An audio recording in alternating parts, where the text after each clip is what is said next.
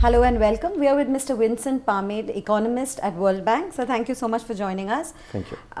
What, in your observation, is the chief thing that Indian clusters need to do to take the next big leap forward? Well, thank you very much for having me here. Today was a wonderful learning experience for me. And the main thing I've learned today is that in India, the private sector is leading the way in terms of cluster development. And it was very clear throughout the day that the successful model, which is already emerging in India, is for the private sector to take the initiative and then tell the government what the government can do or should do to support the private sector, as opposed to the more traditional approach where the government decides which location, which industry, and what kind of support to provide to the private sector. I think today we've heard many examples where it is the private sector itself who took the initiative, took the lead, and the private sector getting together as special purpose vehicle, but also making sure that leading investors are part of the mix so that you can really get the ecosystem between leading companies together with the local SMEs working together. And they are the best ones to tell the government what it needs to do, starting with providing land, infrastructure, and also helping with the skills development, and also simplifying the policies and the regulations to make life as easy as possible for the private sector. So I think today we saw the private sector taking the initiative.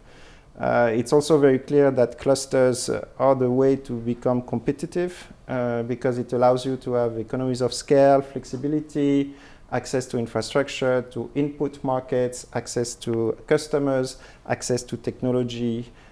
So it's now well understood that clusters is the way to be competitive in the world. It's also clear that today in India you have hundreds of private sector clusters which are getting together and telling the government how the government should support them. So very exciting. Okay. You've studied a lot of the South Asian region, and how would you sort of compare Indian clusters with clusters in neighboring countries or perhaps in the region itself? Well, it depends by industry. So, for example, in the case of ICT, it's very clear that India is ahead of the competition, not only the competition in South Asia, but pretty much competition in most of the world. So I think cluster development is not a new thing in India, and the private sector in the case of ICT has led the way. And that led to the states to try to emulate what started in Bangalore, but it was a wonderful case of private sector, doing it right, and then government to support and scale it up. So in the case of ICT, India is ahead. But if you take sectors like apparel, it's very interesting to note that Bangladesh, with two clusters in Chittagong and Dhaka, export 3 times more apparel than the whole of India. So in the case of apparel, we would say Bangladesh is in the lead. So it depends by industry, but the model is the same. The government should provide the conditions for the private sector to operate in terms of infrastructure and land. It should also give incentives for leading investors to come and then link with local industries. Is there a model which you think that fits India right as far as development of clusters from here goes? Well, I think India is indeed has developed its own model, which seems to be working, which is the special purpose vehicle model, where the private sector gets together, form an SPV, and then the government help that SPV with acquiring land and providing infrastructure, together with access to skills. So I think it's a very interesting model which India has been developing. And when I was in Bangladesh, they were actually asking about the Indian model of special purpose vehicle. So I think this is a model the World Bank is studying. And we will discuss with our government counterparts ways through which we can help India scale up and develop further that model. Okay, you've interacted with a lot of participants from several states in India as well as with government agencies today. What is the sense that you're getting as far as development of industrial clusters is concerned? Do you see that the thrust that most of these parties are putting in on development of these clusters is enough?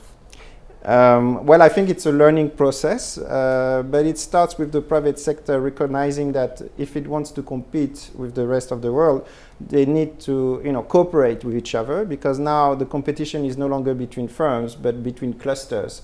So the Indian clusters have a strong incentive to get together and then to lobby the government in terms of getting from the government what it needs in order to compete.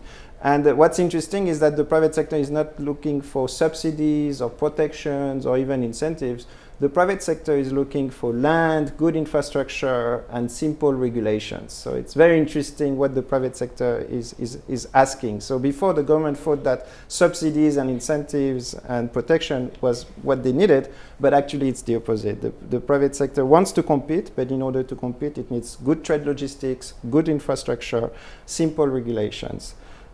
Very interesting. Okay, it's interesting that you speak of competition, because India is also planning to have ratings for its industrial clusters. How do you think that would perhaps help develop industrial clusters in India?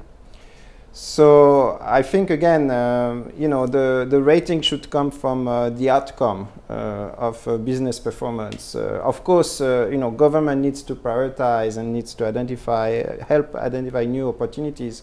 But at the end of the day, the proposal should come from the private sector. And to the extent that the government may not be in a position to support all the sectors, the government may indeed have to think about a process through which to select which clusters to help first. But to the extent that we can put in place solutions which do not require too much money, and to the extent that the government does have land and that infrastructure can be developed through public-private partnerships, we will be looking for models which can be replicable in as many cases as possible, so that the government does not get into the business of picking winners.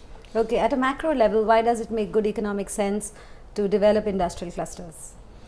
Well, again, and we've heard it today, the number one requirement for clusters is access to land and infrastructure.